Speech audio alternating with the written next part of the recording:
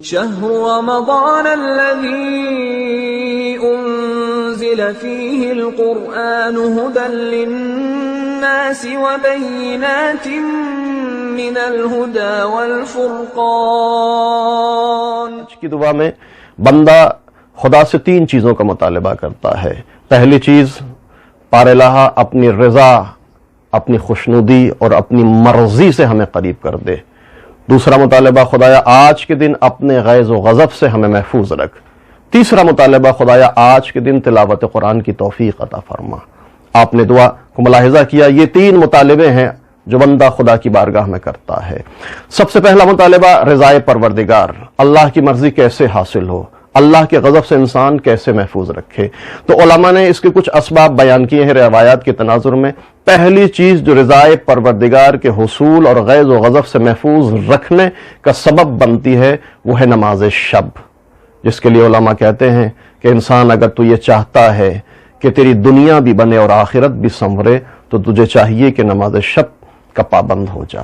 نماز شب اللہ کی رضا کے حصول کا بہترین سبب ہے۔ نماز شب اللہ کے غیظ و غضب سے بچانے کا بہترین ذریعہ ہے، اور اگر خصوصاً ماہ رمضان میں کسی بندے کو، کسی نوجوان کو توفیق نماز شب ہو جائے تو اس سے اچھا اور کون سا مرحلہ ہو سکتا ہے۔ خصوصاً رات کا سناٹا، خلوت، تنہائی، عبد اور معبود کے درمیان رابطہ نماز شب کی شکل میں ہو جائے تو یقیناً رضائے پروردگار کا حصول ہوگا۔ یقیناً یہ بندہ غیظ و غضب پروردگار سے محفوظ رہ سکتا ہے۔ اور اگر خاص طور سے رات کے سناٹے میں نماز شب پڑھتے ہوئے اس بندے کی آنکھیں نم ہو جائیں، اشکوں کا سلسلہ تھوڑا سا بھی اگر جاری ہو جائے تو یقین جانیے ماہ رمضان کا یہ معنوی سفینہ اشکوں کے دریا کی موجوں پر سوار ہو کر ساحل نجات پر پہنچ کر رضائے پروردگار کے حصول کا سبب بن سکتا ہے۔ تو نماز شب بہترین سبب ہے رضائے پروردگار کے حصول اور غیظ و غضب پروردگار سے محفوظ رکھنے کا۔ دوسرا سبب جو روایات میں آیا ہے وہ نماز جماعت، یعنی فرائض نماز، واجب نمازوں کو نماز جماعت سے ادا کرنا سبب بنتا ہے کہ رضائے پروردگار حاصل ہو، انسان غیظ و غضب پروردگار سے محفوظ رکھے۔ اس کے علاوہ پیغمبر اسلام سے روایت ہے کہ پیغمبر فرماتے ہیں جو انسان نماز جماعت ادا کرتا ہو اللہ اس کو 10 خصوصیتیں عطا کرتا ہے۔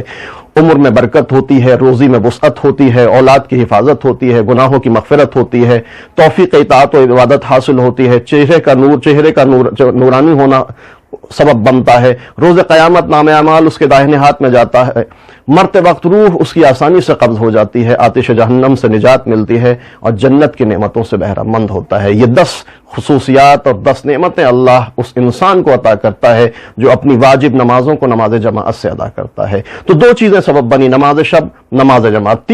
تیسرا سبب حصول رضائے پروردگار کے حصول کا تیسرا سبب راہ خدا میں صدقہ۔ ماہ رمضان میں ایک بہترین کام پیغمبر اسلام نے فرمایا تصدقوا علی فقرائکم و مساکینکم، تمہیں چاہیے کہ اس ماہ مبارک رمضان میں غریبوں اور فقیروں کا خیال رکھو، صدقہ دو، خیرات کرو، پسماندہ طبقے اور غریب لوگوں کا خیال رکھو۔ بہترین کام ماہ مبارک رمضان میں صدقہ دینا جو رضائے پروردگار کا حصول بنتا ہے۔ ایک روایت میں آیا ہے پیغمبر اسلام مولا علی سے خطاب کر کہتے ہیں یا علی، تم راہ خدا میں روٹی کا وہ ٹکڑا جو راہ خدا میں خدا کی راہ میں عطا کرتے ہو صدقے کے طور پر، وہ 10,000 رکعت نماز شب سے افضل اور بہتر ہے۔ ابھی آپ نے نماز شب کے فضائل سنے، لیکن صدقہ ایک عظیم عمل ہے ماہ مبارک رمضان میں۔